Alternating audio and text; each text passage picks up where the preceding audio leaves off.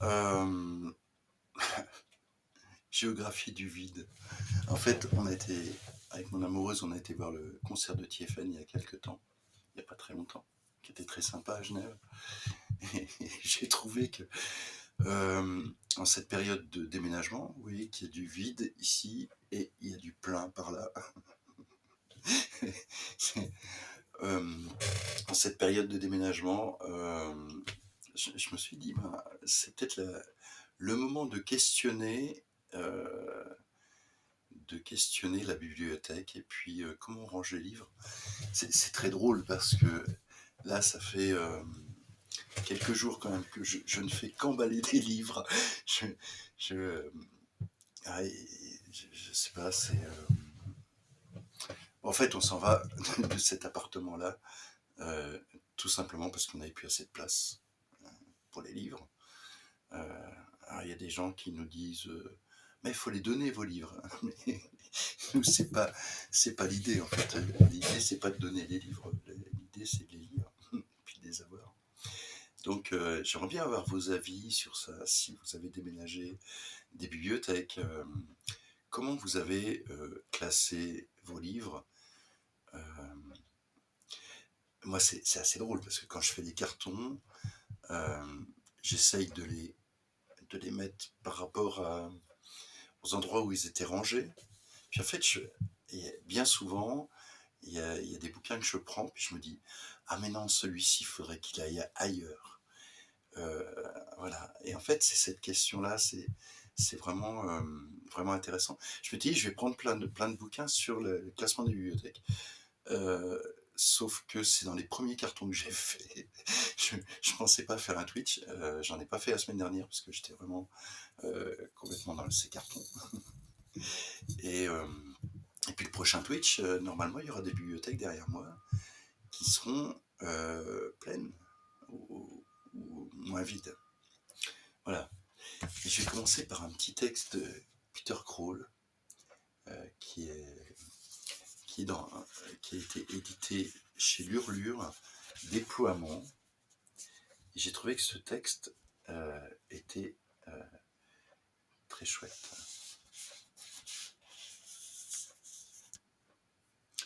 Les pans. Dans un pan de ma vie, j'ai à ma disposition un barman de roman anglais, avec qui, tout en buvant, je m'entretiens de l'opéra. Pour finir, il me citera aussi le poème de D'Annunzio sur la pluie qui chuinte dans une pinède. Dans un autre pan, près de l'hôpital, je plonge seulement sous les arbres bas, avec soulagement dans un creux du trottoir embroussaillé, tout en menu pavé grelottant familièrement. Dans l'appartement, je suis on ne peut plus proche d'un petit carton avec la réclame pour le Bourgogne des Flandres à mettre sous sa bière. Quand un soleil tardif couvre le carton d'or, je vais plus loin avec lui qu'avec Rimbaud. Les livres qui garnissent les murs me maintiennent entre ceux-ci. Il suffit que j'écoute un peu dans le noir le silence des volumes pour que j'habite aussi le cœur du roc. Dehors, alors que tombe aveugle un crachin matinal, un chien mouillé s'enfuit, grelottant avec mon ultime cachet d'aspirine. Voilà. Ah, les cartons empêchent au réseau de passer. Ça m'étonne pas. C'était un peu une question. Vous voyez, je remplis. On va classer la bibliothèque. Ouais, ça m'étonne pas beaucoup. Mais écoutez, j'espère que vous allez l'entendre quand même. Alors, ce qui est drôle dans ce, dans ce déménagement, c'est aussi qu'on trouve des choses qu'on avait oubliées. Euh, Merci Laura. Des choses qu'on avait oubliées, entre autres une lettre du 7 octobre 1960 adressée à Niels Anderson. Et c'est marrant, je suis. Comment je peux essayer de me mettre un petit peu de côté comme ça, voilà. Adressée à Niels Anderson, signé Jérôme Lindon. Mon cher confrère, vendredi 30 septembre, j'ai été arrêté par la police avec 4 autres personnes. Marcel Péju, secrétaire de rédaction de la revue Les Temps modernes, Paul Thibault, secrétaire de rédaction de la revue Esprit, Robert Barra, journaliste à témoignages chrétiens, Jacques Panigel, biochimiste. La raison de cette arrestation serait la part que nous aurions prise à la diffusion d'un texte, la déclaration sur le droit à l'insoumission dans la guerre d'Algérie, ou déclaration des 121, que certains d'entre nous avaient signé, en même temps que des écrivains comme Arthur Adamoff, Simone de Beauvoir, Maurice Blanchot, André Breton, Michel Butor, Marguerite Duras, Édouard Glissant, Michel Léris, Dionys Mascolo, Maurice Nadeau, André-Pierre de Mondiargue, Alain Robbe-Grillet, Christiane Rochefort, Nathalie Sarraute, Jean-Paul Sartre, Claude Simon, Tristan Tzara, Vercors et de nombreux autres intellectuels. Grâce à la réaction immédiate de l'opinion française, 4 d'entre nous ont été relâchés. Sans explication, après 23 heures passées sans interrogatoire, souligné, dans les locaux de la police. Mais l'un d'entre nous, Robert Barra, contre qui aucune charge précise n'a été retenue, a été envoyé à la prison de Fresnes. Comme le disait samedi le journal Le Monde, la hâte mise à procéder à cette véritable rafle dans les milieux intellectuels est malheureusement révélatrice d'une méfiance, voire d'une hostilité systématique à l'égard de ceux-là même que le président de la République, au dernier Conseil des ministres, appelait les penseurs, en demandant qu'on les laisse s'exprimer. Il est à craindre que dans ce domaine, la situation ne s'aggrave rapidement en France. Comme éditeur, je fais aujourd'hui appel à votre solidarité professionnelle et intellectuelle en vous demandant de rester prêt, le cas échéant, à apporter un concours précieux à ceux d'entre nous qui, luttant contre la guerre d'Algérie, risquent de payer de leur liberté personnelle leur attachement aux droits de l'homme. Je vous prie de croire, mon cher confrère, à mes meilleurs sentiments. Signé Jérôme Lindon. Voilà. Et en fait, Nils Anderson va agir par rapport à ça, puisque lorsque la question d'Henri Alleg a été interdit en France, donc publié aux éditions de Minuit, c'est de Suisse que la question a pu continuer à vivre et à être diffusée. Voilà. Donc, et Nils Anderson, je suis très content parce que il vient très prochainement à Lausanne, voilà, dans le cadre de conférences autour des accords d'Évian. Voilà. Alors, en fait, j'ai pioché à droite, à gauche. Est-ce qu'il y a des personnes qui ont déménagé dernièrement ou qui ont re-rangé leur bibliothèque ou des choses comme ça? N'hésitez pas à me dire, que moi je me pose toujours la question, quel livre mettre à côté de quel autre. Il se trouve qu'avec mon amoureuse, on a la chance d'avoir des livres un peu dans toutes les langues. Enfin, dans toutes les langues, non, peut-être pas. Mais on a des livres de langue française, de langue anglaise, de langue allemande, de langue italienne, principalement. Voilà. Et il y a certains, par exemple, tout à l'heure j'ai fait un carton, c'était Umberto Eco. Donc il y avait vous voyez la taille des cartons, il y avait la moitié d'un carton, c'était Umberto Eco. Et Umberto Eco dans toutes les langues. c'est assez génial. Donc voilà, ça c'est le genre de classement. On a fait ça pour quelques auteurs. Je sais plus lesquels, mais il y a certains auteurs, c'est comme ça. Il y a Suran, par exemple. Il y a Céline. Il y a...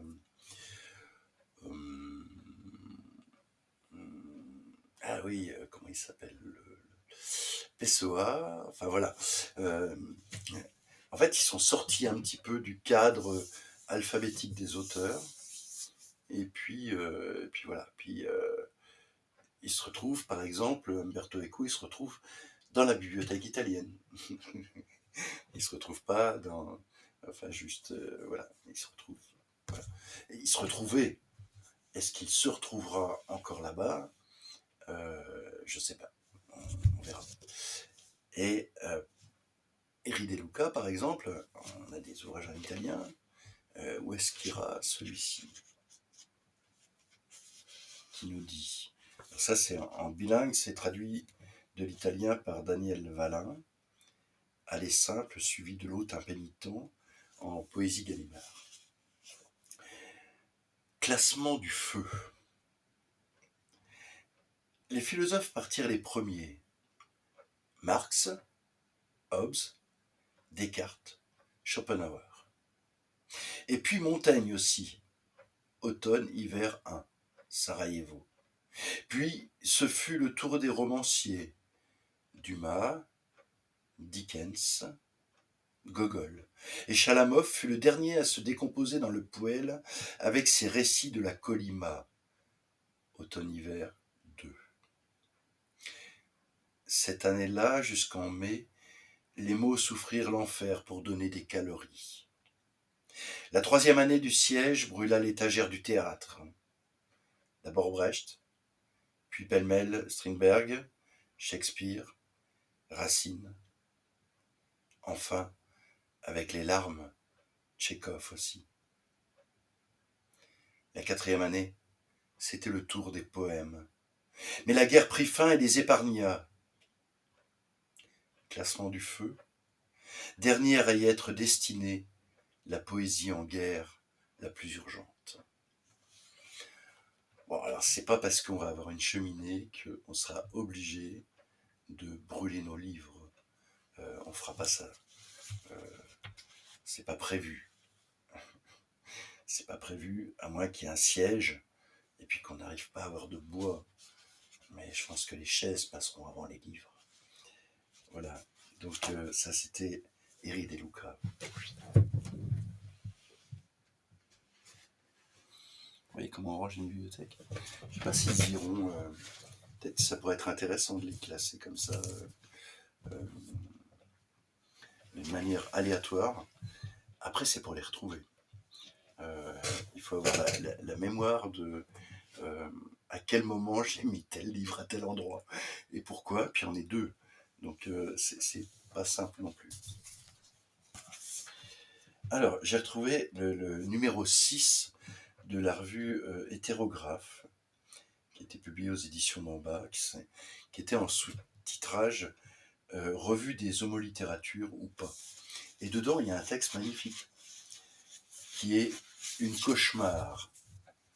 Voilà, Hétérographe enfance, donc numéro spécial enfance, et Une cauchemar de Claude Ponty.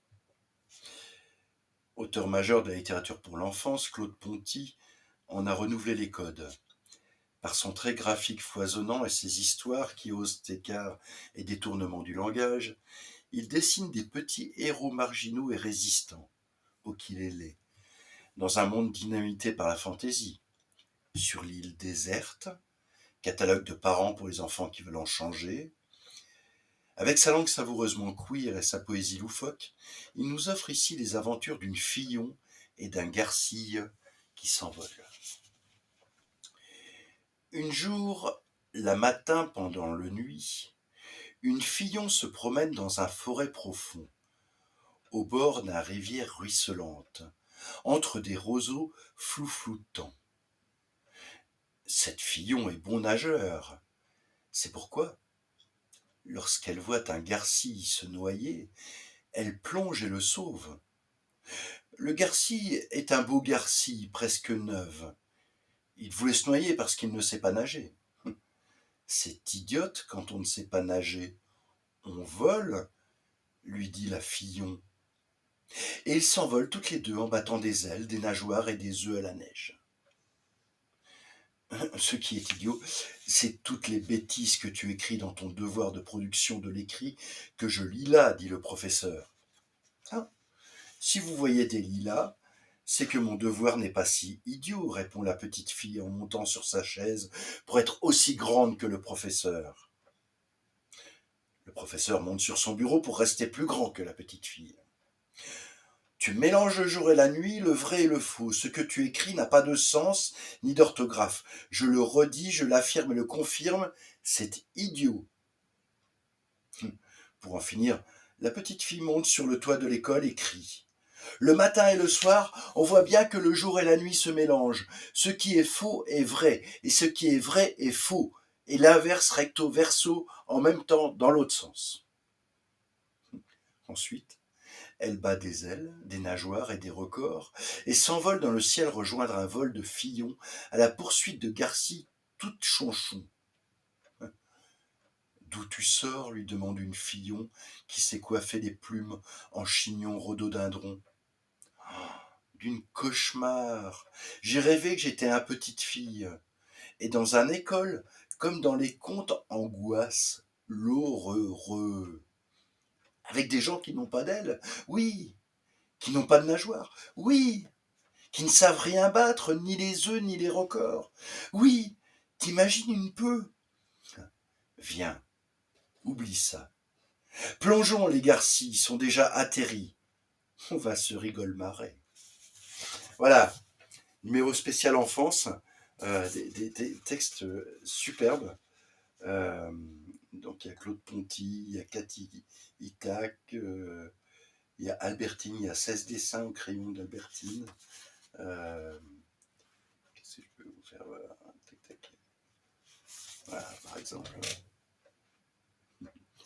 Ça, voilà. Et voilà. Je continue à ranger ma bibliothèque puisque vous dites rien. Tant pis. Tant pis. Alors, dans une des bibliothèques qui restait non encore. Enfin, si, il y a toute la poésie qui a été enlevée en fait de ma table de nuit. Je m'étais dit, ah tiens, je vais aller regarder, je vais prendre des bouquins de poésie. Ah non, je les ai déjà rangés. Bon, mais dans le bas de la table de nuit, donc la table de nuit, c'est ça pour moi. C'est la même chose. Ah, je peux donner la référence de ce que j'ai lu là de Ponty, c'est ça. Bonjour Sola. Alors, c'est Hétérographe, c'est aux éditions d'en bas, et c'est le numéro 6. Voilà. Je ne sais même pas s'il y a un ISBN, mais voilà. Et ouais, c'est super, il est super sympa. Il y a un texte de Pierre Lépory sur Thierry Magnier, Doux prince et rose princesse. Voilà. Ouais, c'est très très chouette. Voilà. Bonsoir, cela. Et oui, donc en fait, dans ma table de nuit, bibliothèque, il n'y a plus de poésie. Mais il y a tout un étage, qui est consacré au voyage. En fait, pour vous décrire un petit peu l'état de ma table de nuit actuelle, qui est en train d'être vidée. En bas, il y a le voyage. Au-dessus, il y a Nietzsche. Au-dessus, il y a mon café, mon cendrier et les livres que je suis en train de lire. Au-dessus, il y a Suran. Au-dessus, il y a Nietzsche. Non. On le commande chez ses libraires préférés. Ouais, il n'y a pas de problème. Il n'y a aucun problème. Il suffit juste de dire hétérographe numéro 6 et puis c'est bon. Aux éditions d'en bas. Et il est encore disponible. Je crois qu'il n'y a que le 1 qui est épuisé et peut-être le dernier. Je sais plus. Mais il y en a 12, je crois, un truc comme ça. Et donc, oui, avant, il y a Musil. Musil, Suran, Céline. Voilà. Et en bas, donc, en voyage, j'ai trouvé ce livre d'Elisade, qui est un éditeur que j'aime beaucoup, de Tahar Bekri, qui s'appelle Le livre du souvenir. Et j'ai envie de vous en fait, c'est assez amusant. C'est des carnets qui ont été écrits pendant une vingtaine d'années. Et c'est des carnets où c'est des récits de voyage. Et je trouve que ça va bien avec le fait de faire voyager ces livres, etc. Alors, par exemple, Tunisie, 7 mars 1990. De retour en Tunisie après 14 ans d'exil, ému, bouleversé jusqu'aux larmes. Les paroles me manquent. Les souvenirs remontent à la surface comme des boules de feu. Mais les ai-je oubliés? c'est la confusion des sentiments. Je ne me sens pas en phase avec ce qui m'entoure, perdu, étranger. L'absence si longue exige de moi un effort pour retrouver mes repères. Je voudrais rester un peu seul, mais c'est impossible. L'humidité et le froid me surprennent, même si le soleil est là, tente de dissiper la température hivernale. C'est l'hiver au printemps. Quel changement après Copenhague et Odense. En si peu de jours. Me voici chez moi, au pays natal, étranger à moi-même. Je ne reconnais pas tous les visages qui sont devant moi. Les membres de ma famille vont et viennent, me saluent, me souhaitent la bienvenue, certains me fixent du regard, me donnent l'accolade, essayent de voir si j'ai changé, comment j'ai changé. Je regarde tout ce monde avec tendresse. Je m'interroge et pose des questions parfois. Au fond de moi, comme une blessure toujours ouverte. Que d'années perdues en exil dans la distance, l'éloignement. Beaucoup de mes proches ont grandi. Certains sont devenus des pères de famille. Je ne reconnais pas tous les neveux et nièces, les enfants des cousins et des cousines. C'est un vrai comité d'accueil qui me pose des questions, veut tout savoir sur ma vie, mes projets. Les paroles sont fraternelles, amusées, pour me mettre à l'aise. Je retrouve ces propos collectifs, en arabe, en français, ces réunions de famille où grands et petits parlent en même temps, où s'improvise une atmosphère joyeuse. Retrouver rapidement ces rires, ces digressions, ces plaisanteries, ces moqueries, cette spontanéité. Dans le partage des liens, les discussions s'animent, les points de vue qui divergent par principe finissent sur des accords miraculeux. J'écoute beaucoup, parle peu. Parfois, certains points de vue me laissent perplexe. Ai-je beaucoup changé? L'exil a-t-il eu raison de moi? Je ne peux suivre tout ce qui se dit en ma présence. Le retour d'Ulysse parmi les siens me revient en mémoire. J'ai plutôt le sentiment d'avoir vécu comme Al-Alkaf, les gens de la caverne, les dormants d'Éphèse. Ces 14 années ont duré comme un siècle, et je ne reconnais même pas les nouvelles pièces de monnaie de mon pays. Voilà, donc c'est un texte de Tahar Bekri dans le livre du souvenir. Euh, Ceux-là, euh, toi, tu as des classements comment dans ta bibliothèque, dans tes bibliothèques? J'imagine que tu as quelques livres. Donc, je suis très curieux de savoir s'il y a des bibliothèques spécifiques ou avec des noms spécifiques ou des classements. Euh, J'avais trouvé des noms comme ça de classements qui étaient très drôles. Je range plus ma bibliothèque. La plus petite est à côté de mon lit et je me demande si j'y mets la poésie, mes livres préférés. En même temps, je préviens mes invités de la découvrir. Oui, alors ça, c'est un problème. C'est vraiment un problème. C'est qu'en fait, euh, ouais. Mais après, si je parle d'un bouquin que j'aime bien, que je suis en train de lire, je vais le chercher dans ma chambre. Et puis voilà. C'est pas, c'est pas non plus. Ça m'arrive, hein. Même pendant une Twitch, des fois, je pars, je vais vous chercher un livre, il est à droite, il est à gauche. Euh, mais je pense pas qu'on prive les gens. Il suffit d'en parler. Si tu parles d'un livre que tu es en train de lire ou de. euh, il est là, le livre, en fait. Mais, euh, mais je range plus ma bibliothèque, ça m'intéresse beaucoup, ça. Parce que ça veut dire que tu sais où sont tous tes livres, euh, sans classement thématique. Euh, Nous, on a quand même un des gros classements, c'est les langues. C'est-à-dire qu'on a d'un côté, dans la littérature, hein, littérature de langue française, littérature de langue allemande, littérature de langue italienne. Alors, j'en viens à me dire qu'ils vont nomadiser d'une pièce à l'autre. Ah, c'est joli ça. Ouais, ouais, ouais, ouais, ouais. Ouais, c'est vrai. C'est très intéressant parce que tout à l'heure, je rangeais des bouquins d'architecture. Et puis, en fait, j'ai toute une bibliothèque ici, enfin, j'avais, euh, où il y a des ouvrages d'architecture aussi. Les ouvrages d'architecture étaient dans le couloir, euh, avec tout ce qui était beaux-arts. Mais en face de cette bibliothèque, il y avait des bouquins sur New York et Chicago. On a été. Et on a été aussi pour vraiment apprécier l'architecture. Donc on a ramené quand même quelques bouquins d'architecture. Et puis là, à côté, ben, j'ai une bibliothèque qui est plus sur l'architecture et aujourd'hui, par exemple, les questions du béton par Anselm Jaap ou voilà, des bouquins plus sur l'environnement, mais qui touchent l'architecture. Enfin, j'ai pas mal de choses là-dessus. Et donc, je me suis dit, mais en rangeant ça, qu'est-ce que je vais faire? Est-ce qu'on va rassembler tous les bouquins d'architecture? Mais après, par exemple, ça va toucher les, les beaux-arts. Enfin, c'est très... je peux mettre Apfel à côté d'Ottolenghi, par exemple. D'accord. Alors, je connais pas du tout Ottolenghi. Je connais Apfel, mais Ottolenghi, je connais pas. Je note. Ottolenghi. Qu'est-ce qu'il faut avoir lieu d'Ottolenghi, par exemple?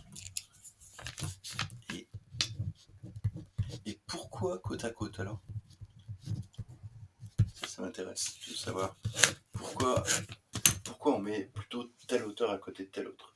C'est tellement facile l'alphabétique en fait, mais c'est tellement... Il y a un truc qui a échappé à l'alphabétique, enfin oui, oui et non. Le poche par exemple. Vous voyez, par exemple, là il y a des... Pas cette bibliothèque-là, mais la bibliothèque d'à côté, il y a des rayonnages qui sont un petit peu plus hauts. Et en fait, pour gagner de l'espace, euh, j'avais séparé les poches par collection et puis par ordre alphabétique dans la collection. Donc j'avais tous les folios ensemble, tous les j'ai lus, tous les livres de poche, tous les voilà, les babels, voilà. Et je sais pas si ça me satisfait vraiment. Ah, c'est de la cuisine. D'accord, mais c'est un cuisinier alors. Mais c'est intéressant. Alors tout à l'heure, par exemple, j'ai fait des ateliers autour de l'alimentation, de la cuisine, et en fait j'ai rangé les livres dans un carton. Et il y avait Rabelais. Rabelais se retrouve dans la cuisine. c'est, c'est vraiment marrant parce que en fait, on chercherait pas Rabelais ici. Et puis en fait, comme j'avais fait un atelier olfactif et autour de Rabelais et de la cuisine, des plantes aromatiques. Donc il y a des bouquins de plantes aromatiques et puis les gargantua à côté. Quoi. C'est vraiment marrant. C'est drôle. Moi, j'adore ce genre de questions comme ça et se dire pourquoi on fait plutôt ci ou ça. Allez, on voyage un petit peu. J'adore ce livre. Je trouve que c'est magnifique. Il est magnifique ce livre. C'est vraiment un petit bijou. Et ouais, donc, Tarbes écrit le livre du souvenir chez Lisade. Düsseldorf, 12 mars 1992. La rencontre de ce soir est prévue dans une librairie. Son directeur réserve une bonne place à la littérature française et francophone. Pour déjeuner dans une taverne allemande, nous empruntons la rue Heinrich Heine, 1797-1856. Je me rends compte que nous sommes dans le quartier natal du poète, mort à Paris. Il y a quelques années, quelqu'un m'a envoyé d'Allemagne un poème de Heine, après un exposé que j'avais fait sur les rapports culturels et littéraires entre le Nord et le Sud, où j'avais parlé du Nord vu du Sud, de leur relation au pays natal, de la nostalgie, du voyage, du regard sur l'autre. Dans ce poème, Heine rêvait d'Orient qu'il avait découvert lors d'un voyage en Italie. Solitaire, un sapin se dresse sur un mont chauve. Dans le nord, la glace et la neige le pressent d'une blanche enveloppe. Il dort. Il rêve d'un palmier qui penche loin en Orient, desséché. Seul et muet, ses tristes branches sur le flanc brûlant d'un rocher. Traduction Charles Handler. Où commence l'Orient? Où commence le Sud?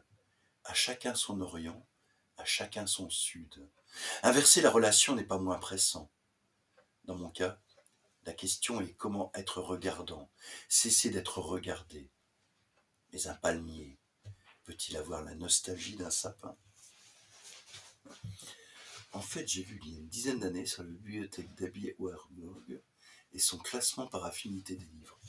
Ouais, oui, il y a différents classements comme ça. C'est assez marrant. On va vraiment réfléchir à ça, comment on va faire. Je ne sais pas encore. Les livres partent samedi, et donc on est dans notre nouvel appartement samedi, et il y a 300 mètres linéaires de livres à ranger. Voilà. Donc il va falloir qu'on y réfléchisse un petit peu avant pour, pour faire quelque chose de sympa. Voilà. Ouais, c'est drôle ce texte, parce que Heine, moi, la Loreley, c'est un texte. Alors c'est marrant parce qu'il y a la géographie du vide avec Tiefen, puis Tiefen, Loreley, et puis voilà, puis c'est le deuxième prénom d'une de mes filles aussi, Loreley. Heine, c'est un poète que j'adore. Malheureusement que je ne lis qu'en français, mais ça me va bien aussi. Ah oui, puis non, c'est drôle. J'étais dans les voyages, hein, donc Ségalen, Victor Ségalen, et donc ça c'est chez Textuel. C'est une petite collection qui est magnifique qui s'appelle L'œil du poète. Voilà. L'œil du poète, c'est pas mal quand même, c'est bien vu. Hein. Et dans cette collection, il y a Pasolini, Rilke, Poe, Ronsard, Mayakovsky, Melville, John Cage, les Indiens d'Amérique du Nord, Ségalen et Michel-Ange. C'était en 98, hein, donc peut-être qu'il y en a eu d'autres après, je sais pas, mais je trouve que ce livre, c'est très bien fait au fait. C'est vraiment très... Il y a plein de petits passages, d'extraits de, de, de ces textes. Je trouve ça vraiment intéressant. Ah, je vais vous lire celui-ci. Aux 10 000 années, ces barbares, écartant le bois et la brique et la terre, bâtissent dans le roc afin de bâtir éternel. Ils vénèrent des tombeaux dans la gloire et d'exister encore, des ponts renommés d'être vieux et des temples de pierre trop dure dont pas une assise ne joue. Ils vendent que leur ciment durcit avec les soleils, les lunes meurent en polissant leurs dalles. Rien ne disjoint la durée dont ils s'affublent, ces ignorants, ces barbares. Vous, fils de Han, dont la sagesse atteint 10 000 années, et 10 000 d'années, gardez-vous de cette méprise. Rien d'immobile n'échappe aux dents affamées des âges. La durée n'est point le sort du solide. L'immuable n'habite pas vos murs, mais en vous, homme lent, homme continuel. Si le temps ne s'attaque à l'œuvre, c'est l'ouvrier qu'il mord. Qu'on le rassasie, ces troncs pleins de sève, ces couleurs vivantes, ces ors que la pluie lave et que le soleil éteint. Fondez sur le sable, mouillez copieusement votre argile, montez les bois pour le sacrifice. Bientôt le sable cédera, l'argile gonflera, le double toit criblera le sol de ses écailles. Toute l'offrande est agréée. Or, si vous devez subir la pierre insolente et le bronze orgueilleux, que la pierre et que le bronze subissent les contours du bois périssable et simulent son effort caduc. Point de révolte. Honorons les âges dans leur chute successive et le temps dans sa voracité. Voilà, c'est très joli, c'est mis en page d'une manière très sympathique. Voilà, donc ça c'est Victor Ségalen, donc chez Textuel, dans la collection L'œil du poète. Et puis, je vais vous lire un autre, je ne sais pas si je le retrouvais. Tac.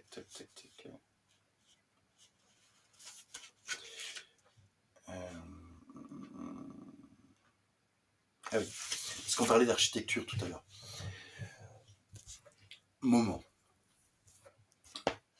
Ce que je sais d'aujourd'hui en hâte, je l'impose à ta surface. Pierre plane, étendue visible et présente. Ce que je sens, comme aux entrailles, l'étreinte de la chute, je l'étale sur ta peau, robe de soie fraîche et mouillée. Sans autre pli que la moire de tes veines, sans recul, hors l'écart de mes yeux pour te bien lire, sans profondeur, hormis l'incuse, nécessaire à tes creux. Qu'ainsi, rejeté de moi, Ceci que je sais d'aujourd'hui si franc, si fécond et si clair, me toise et m'épaule à jamais sans défaillance. J'en perdrai la valeur enfouie et le secret, mais ô toi, tu radiras, mémoire solide, dur moment pétrifié, gardienne haute de ceci. Quoi donc était-ce? Déjà délité, décomposé, déjà bu, cela fermente sourdement, déjà, dans mes limons insondables. Et ça, je trouve ça assez génial, parce que, en fait, l'architecture, ça peut être l'architecture du corps. D'où la difficulté du classement et de ce. Enfin voilà. J'adore ces questions. Voilà. Alors, ah oui, un petit bouquin qui est assez génial qui s'appelle La langue vulgaire de Pasolini. C'est un petit bouquin aux éditions La Lenteur euh, qui est paru en mars 2021. Et j'ai trouvé ce texte vraiment très très beau. Et je vais vous en lire un extrait.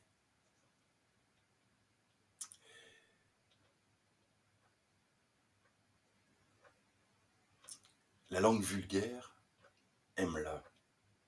Prête l'oreille bienveillante et phonologique à la lalia, au murmure.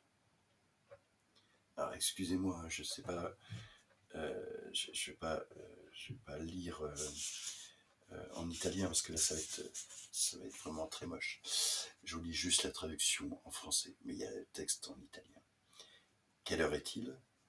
Qui s'élève de la profondeur des midis, entre les haies séchées, dans les marchés ou les foires aux bestiaux, dans les gares entre les granges et les églises, et qui s'éteint ensuite pour se rallumer avec le souvenir, le soupir d'un univers herbeux. Oui, édition La Lenteur, avec un L majuscule, il y a deux L majuscules, La Lenteur. Voilà. C'est un petit éditeur que je ne connaissais pas.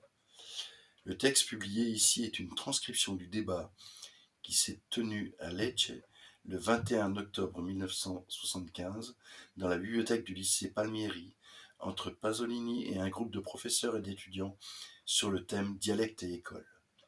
Le titre de la réunion, La langue vulgaire, a été proposé par Pasolini qui est mort peu après, dans la nuit du 1er au 2 novembre 1975. Le texte a été publié pour la première fois en 1976 avec une introduction d'Antonio Piromalli, organisateur du débat avec Gustavo Burati.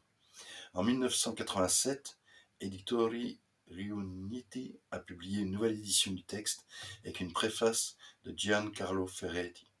Il a ensuite été inclus dans les œuvres complètes de Pasolini, éditées par Walter Citti et Silvia de Lode, édition Mondadori 1999. La traduction publiée à La Lenteur en 2013 a été revisée sur la base de l'enregistrement, disponible entre autres aux archives Pasolini à Bologne, ce qui a permis de corriger certaines erreurs et omissions. Nous avons également pris en compte la publication du texte en 2015 par le fonds Antonio Piromalli, Fabio Francione étant l'éditeur qui précise les noms, prénoms et professions des intervenants au débat.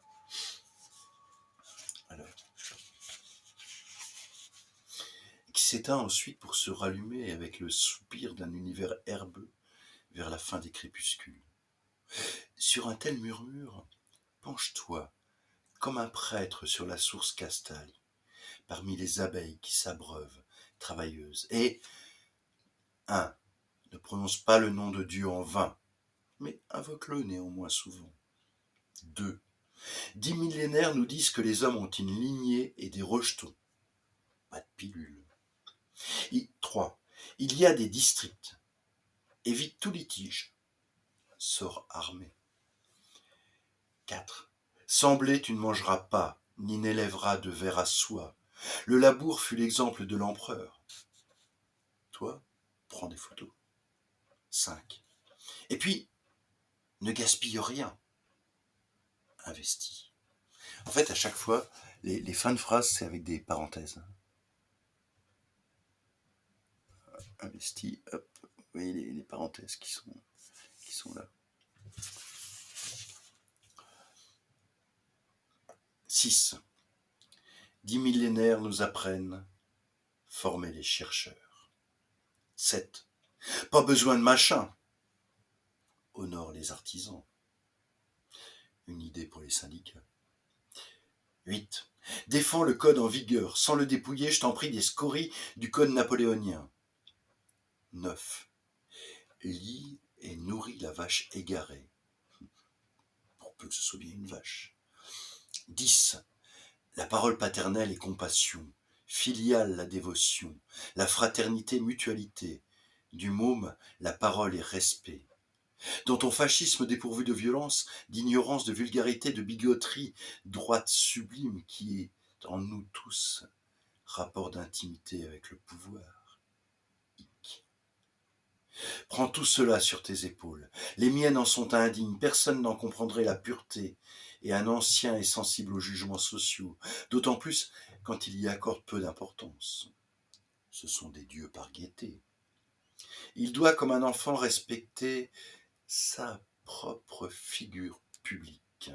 Il doit protéger ses propres nerfs, débilités, et chercher protection, accepter le jeu qu'il n'a jamais accepté. Prends ce fardeau, toi, l'enfant qui me hait, et porte-le, c'est merveilleux.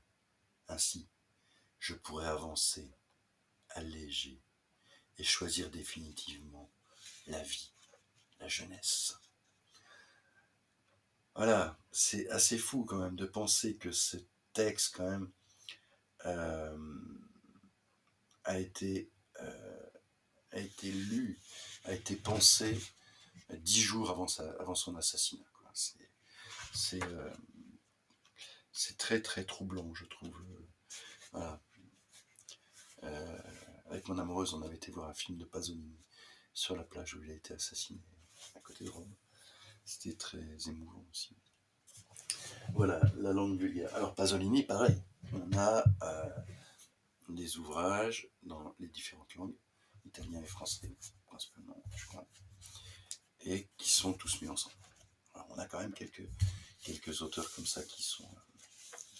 Alors, c'est vraiment des bouquins que j'ai piqués comme ça, à droite, à gauche. Et ça m'a fait marrer, parce que je ne me rappelais pas de ce livre-là. Ça, c'était un dictionnaire.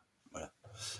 Voilà. Donc, petit lexique des belles erreurs de la langue française et de Suisse romande. Et ça, c'est donc 300 contresens, barbarismes et autres erreurs, choisis et commentés par des amoureux des mots, avec les illustrations de Plonk et Replonk, aux éditions Loisirs et Pédagogie. Et alors, ça m'a beaucoup amusé. Alors, j'ai pas noté les endroits, mais j'ai trouvé ça marrant. Alors, faire le point de la situation. Faire le point dans le langage de la marine signifie calculer la position du navire. Par analogie, déterminer la situation. Cela n'a donc pas de sens de dire faire le point de la situation. Ça, c'est un pléonasme agaçant. Et voilà le dessin Plonk et Replonk, le point de non-retour. Voilà. C'est très drôle. Puis en plus, il est joli, il est relié. C'est vraiment un petit bouquin sympa.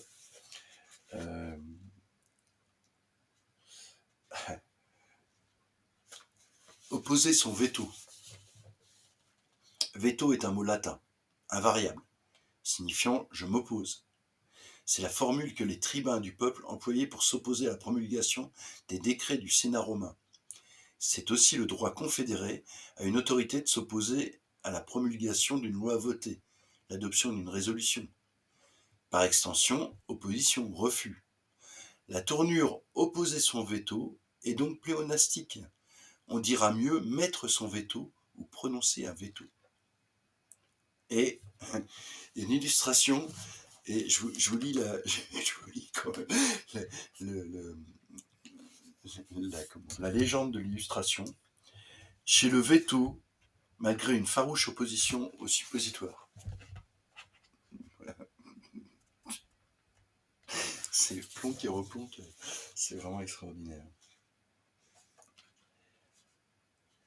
Ah, ça, je vais pas tout vous lire, hein, mais équitable. Tout est désormais qualifié d'équitable. Le commerce, l'économie, les relations, les produits. Cet adjectif fait partie des vocables en promotion, tels des lessives ou du vin de table. Le mot équitable, dérivé d'équité, du latin aequitus, égalité, signifie qu'il y a le sens de l'équité. Un juge, un arbitre équitable, qui est conforme à l'équité, un partage équitable, un accord équitable. Il n'est pas permis au plus équitable homme d'être juge en sa propre cause, disait Pascal. Pas moi. Pour éviter cette, enfin bien que je l'ai dit, pour éviter cet adjectif envahissant et le plus souvent inapproprié, on peut choisir équitablement entre juste, propre, honnête, intègre, correct, convenable, fiable, de valeur et de qualité. Et il y a en illustration l'Organisation mondiale équitable du commerce, OMEC. Voilà, c'est OMEC. Voilà, moi je fais tout seul, hein, je ne sais pas si vous voyez. Alors, allez, un petit dernier avec semer la zizanie, parce que je trouve que le dessin est magnifique. Les sangliers prolifèrent, semant la zizanie sur les routes, relate un quotidien régional français. Le mot zizanie fut employé d'abord dans la langue biblique pour mauvaise herbe, ivraie. La locution métaphorique semer la zizanie est apparue au XVIe siècle. Elle exprime la discorde, la mésentente, la mésintelligence, les disputes et les désaccords qu'on fait naître chez des gens unis. Il y a quelque apparence qu'une certaine personne a semé encore ce petit grain de zizanie, disait Voltaire. Semer la zizanie ne signifie donc pas, comme dans la phrase ci-dessus, semer le trouble, le désordre, la pagaille. Comme quoi, une confusion de sens peut provoquer par la faute d'un rédacteur plus de trouble qu'une harde d'innocents suidés traversant la chaussée. Et là, il y a le geste auguste du sanglier semant la zizanie. Voilà. Je regarde sur mon téléphone. Pas facile de faire des commentaires, mais je savoure. Ouais, mais ça, c'est un petit bouquin vraiment, vraiment sympa. Mais c'est sympa de regarder sur le téléphone. Je sais pas si ça marche bien sur le téléphone. Moi, je suis pas un adepte de regarder des choses sur le téléphone. J'aime bien un grand écran, tout ça. Mais voilà. Alors, euh, qu'est-ce que je voulais vous dire? Ah oui, écoutez, j'ai ressorti ça parce que ça, c'est pour l'édition indépendante, l'autre livre. Je ne sais pas si vous avez entendu parler de ce qui se passe au niveau du livre et de l'édition avec cet immense empire qui arrive, l'empire Bolloré. Et en fait, plus ça va, plus il y a de personnalités, d'éditeurs, d'associations de livres qui se mettent ensemble pour lutter contre ça. Et je trouve que c'est vraiment important. Donc c'était un bouquin qui était paru il y a déjà, qui était paru en 2007. Hein. Mais depuis 2007, hein, il n'y a pas grand-chose de changé en fait. Hein. Les empires deviennent de plus en plus gros. C'est assez drôle parce que là, on a des groupes qui ont tellement changé. Enfin, j'en suis à page 18. Ça n'a plus rien à voir. C'est totalement obsolète. C'est tellement les groupes se sont rachetés les uns avec les autres, mais les uns aux autres. Mais on est vraiment dans le même esprit. Il faut continuer à vraiment faire des choses par rapport à l'édition indépendante. Allez. Ça c'est marrant, ce truc que j'ai retrouvé. Qu'est-ce que c'est ça? Je regarde, hein, il y en a pas vraiment partout. Alors, allez. Oh non, je vais pas reprendre un bouquin des éditions Monde.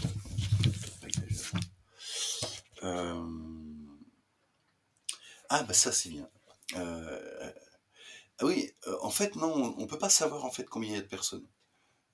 Ça veut rien dire le nombre de spectateurs qu'il y a. Quand j'ai les comptes rendus après, des fois tout d'un coup je m'aperçois que je vois 3 spectateurs de noter et puis qu'en fait il y avait 20 personnes à un moment. Je n'ai pas compris encore comment ça marche. Si vous savez pas quoi faire, il y a une expo, à Lausanne, au musée des Beaux-Arts, si vous savez quoi faire, vous pouvez y aller aussi, qui est sur Résister encore et en fait, aux éditions d'Ambar, on va publier le journal d'une militante kurde, donc ça devrait sortir en mars parce que c'est un peu long au niveau de la traduction. C'est un texte vraiment incroyable et il se trouve que dans cette exposition-là, il y a une artiste qui a, euh, qui a, qui a fabriqué euh, en pierre euh, tout, tout ce journal gravé en grec. Et ça fait un mur totalement incroyable euh, de cette militante, cette militante kurde. Je vous en reparlerai parce que c'est vraiment. Moi, c'est un texte. On n'a pas fini la traduction, hein, mais elle a des poésies vraiment magnifiques. Et puis c'était une personne moi, qui a été tuée lors des combats en Turquie par un char allemand. C'est sympa la solidarité internationale quand même. Et voilà. Et donc j'étais voir cette expo, j'étais au vernissage de cette expo et puis la chance de manger avec la sœur de cette militante. Et puis c'était très, très, très chaud et c'était très touchant. Voilà. Euh, donc je reprends. Je- En fait, c'est assez drôle de prendre comme ça. Il n'y a rien de prévu. Hein. D'habitude, je prévois, j'ai toujours ma pile, j'ai fait mes listes de livres, avec les références et tout ça. Et puis là, c'est vraiment, je prends à droite, à gauche. En fait, les bouquins se sont trouvés, euh, pour certains dispersés, euh, pour certains autres, je vais le mettre là. Pour certains autres, le carton était plein, et puis il n'y avait plus la place pour le mettre, donc il faudrait que je trouve un autre endroit pour le mettre. Et ça, c'est assez drôle. Je vous en ai parlé déjà de ce bouquin-là, Michel Thévault, Les Écrits bruts. C'est un classique, en fait, qui était paru au PUF, qui s'appelait Écrits bruts. Et là, il y a une préface de Dubuffet. Dans l'édition originale, c'était le contraire. Il y avait une introduction de Michel Thévault, euh, et puis après, juste avant, il y a la préface. Voilà. Mais c'est pour moi le livre de référence sur les écrits d'art brut. Euh, je vous en lis juste un petit passage. Euh, Langage et pouvoir.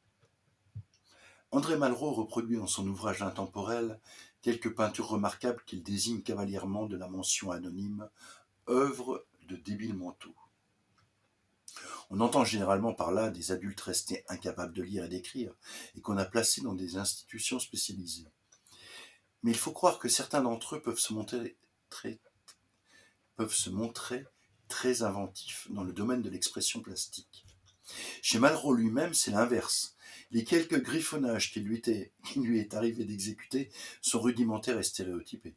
Il ne viendrait pourtant à l'idée de personne de décréter que Malraux est un débile mental qui est arrivé à de remarquables performances dans le domaine de l'expression verbale. Pourquoi cette épithète infamante, ou les euphémismes substitutifs, est-elle réservée à ceux chez qui peut prévaloir l'invention plastique, tandis qu'on honore systématiquement le savoir conceptuel? Ces appréciations sont évidemment relatives à notre échelle de valeurs culturelles, qui pourrait bien s'inverser dans un autre type de civilisation. Quoi qu'il en soit, nous devons bien reconnaître que dans notre société, le langage des mots est au premier chef constitutif de la personne. Le détenteur du verbe signifie ainsi son appartenance à la classe dominante. Il possède le privilège de définir et de classer. L'ascendant qu'il exerce par la parole est une reconduction civilisée de la contrainte physique. Manger ou être mangé, telle est la loi de la jungle. Définir ou être défini, telle est la loi de l'homme, affirme Thomas Szasz, qui précise « La lutte pour le verbe est réellement une question de vie ou de mort. Une scène désormais classique des films de western nous montre deux hommes luttant désespérément pour récupérer une arme tombée à terre. Celui qui l'atteint le premier tire et sauve sa peau. L'autre, au contraire, se fait descendre et meurt. Dans la réalité, l'enjeu n'est pas une arme, mais une étiquette. Celui qui réussit le premier à la poser sort vainqueur de la bataille. L'autre, étiqueté, est réduit au rôle de la victime. Voilà. Donc ça, c'est des écrits bruts, Michel Thévaux, Le langage de la rupture, aux éditions du Canoë, qui vient de paraître, voilà, nouvelle édition. Voilà. Tac, tac. Alors, qu'est-ce qu'il me reste comme livre dans le coin? C'est presque du Piquelu, mais du Piquelu où je vous lis les... Ah oui, il y avait ça qui était marrant, qui était intéressant. Ça s'appelle Dyslexie, le scandale... Dyslexique... attendez. Dyslexie, le scandale du Y. Le scandale du Y peut-il... Alors, l'auteur, c'est David Guignard, qui est logopédiste. Voilà. Et c'est... Alors, je ne sais même pas si c'est une maison d'édition.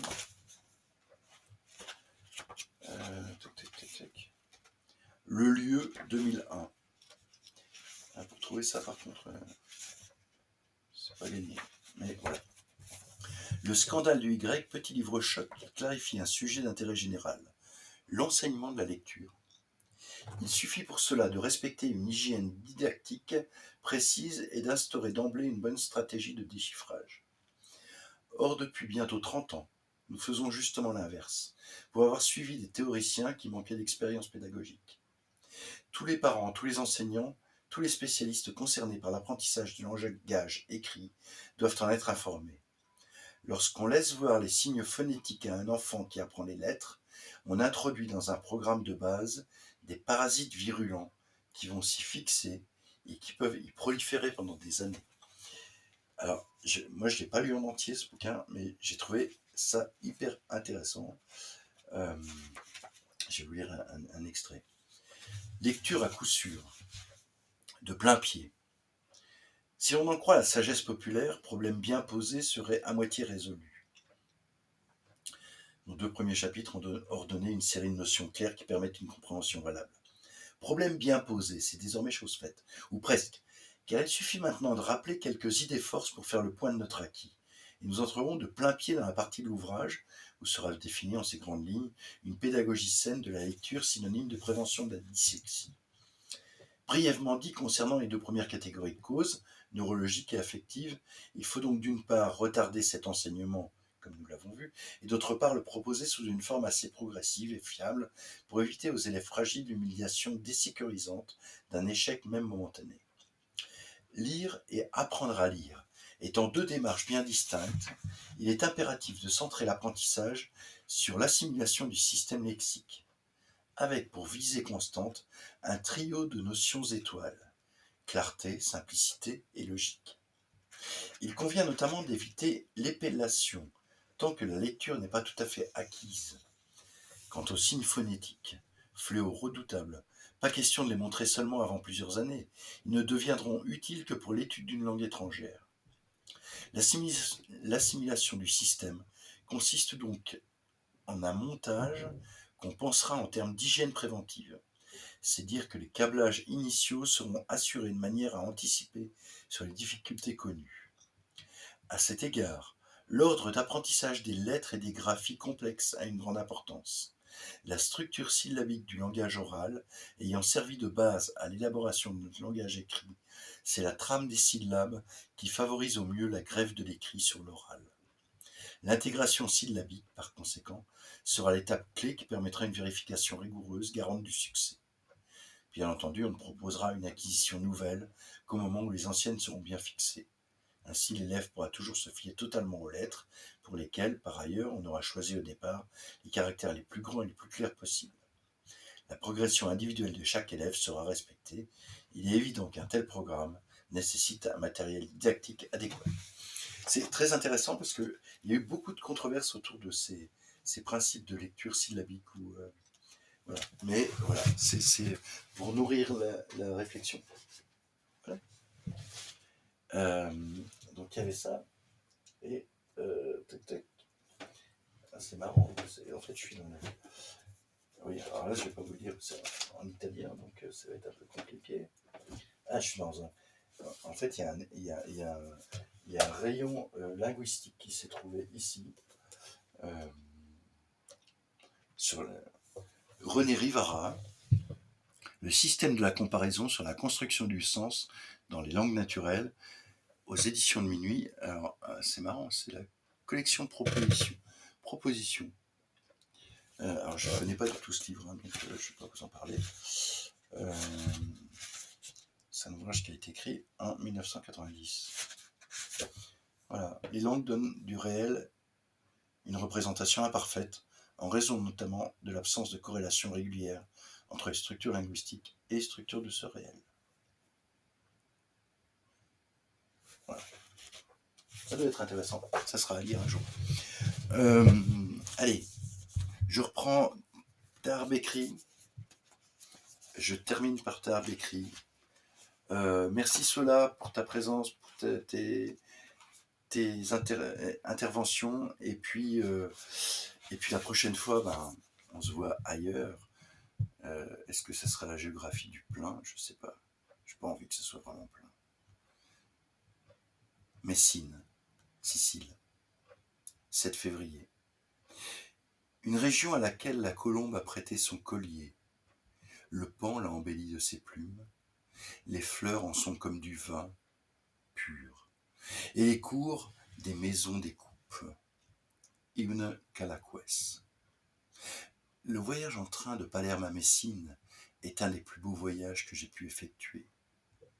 Dans la lumière du matin hivernal méditerranéen, la voie ferrée côtoie la mer juste à quelques mètres. Les couleurs changent tout le long du voyage, transformant continuellement les paysages. De loin, de près, de hautes collines sur lesquelles sont perchés des villages nous suivent. Au rythme du train paraissent et disparaissent des champs de citronniers jaunes vifs, des orangers lourds de leurs fruits, des oranges tombées par terre, des mandariniers, des pinèdes, des palmiers, des figuiers de Barbarie pas encore fleuris, des roseraies, des maraîchers qui s'étendent avec des bancs d'artichauts, de choux-fleurs, de légumes de toutes sortes. Ce jardin qui s'étale à perte de vue est un pan du paradis. Je comprends mieux la poésie arabe de Sicile. Heureux de traverser cette lumière en dépit des averses. De temps à autre, le train s'arrête. Des voyageurs montent. Beaucoup parmi eux pourraient être des Tunisiens. Visage, allure, regard, parole, parole à voix haute. Je suis en Méditerranée. Voilà. Tahar-Bekri, le livre du souvenir, aux éditions Elisade. Je vous remercie beaucoup. Je vous souhaite une belle soirée. Et puis je vous dis, normalement, mardi prochain, s'il y a de l'internet dans notre nouvel appartement. Je vous embrasse. Merci beaucoup. Au revoir. Ciao.